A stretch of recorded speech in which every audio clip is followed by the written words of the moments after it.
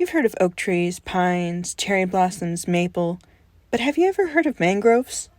No? Well, it's time you found out. The term mangrove can actually mean both the type of plant or an entire ecosystem.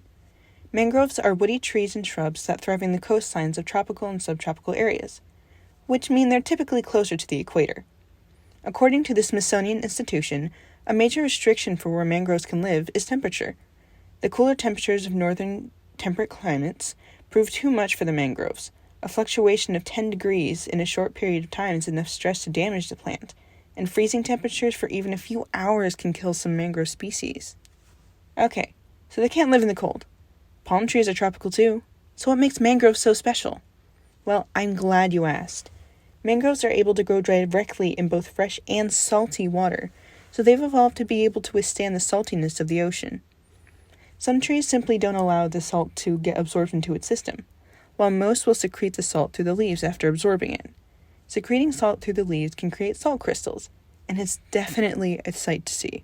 Unfortunately, being flooded several times a day by the high tides of oceans and rivers doesn't allow for the tree to get much oxygen. It's even less helpful that the environments they grow in have oxygen-poor soil. This is exactly the reason mangroves have developed their most defining feature, the roots. Different types of mangroves have different root structures to help them get oxygen. Black mangroves have roots that come up from the ground like stalagmites, reaching for as much oxygen as they can. These spiky roots are called pneumatophores, with the P in the front. The red mangrove has long, tangled roots that prop it up above the water at high tide. These are the most popular types of mangroves that you will hear about. This twisty structure stabilizes the tree and keeps it steady. These roots are exactly why mangroves keep shorelines so structurally stable. Sediments from the tides are collected and build up around the roots, creating a stronger shoreline. This makes mangroves good for a lot of ecosystem services, such as prevention and defense against erosion, strong winds, and hurricane surges. Mangroves are also home to a variety of animals and insects. Shorebirds and migratory birds will nest in the branches. Shrimp, crabs, mollusks, and several commercially important marine life will take shelter in the roots of the mangroves, and some animals even eat the decaying material after it dies. Speaking of decay, mangroves play a crucial role in the environment, even after they die.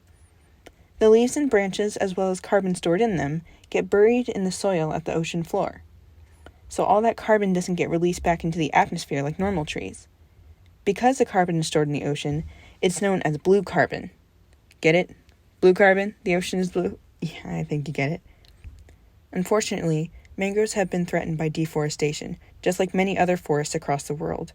According to a NASA article by Jessica Evans, they make up only 3% of Earth's forest cover, but if they were all cut down, they contribute to up to 10% of global carbon emissions. Imagine how hot it would get!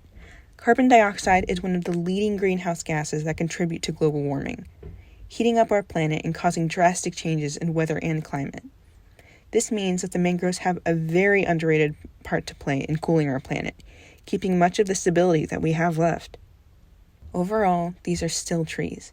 They store carbon and provide oxygen and a home and food for various wildlife. But in that same way, they benefit us.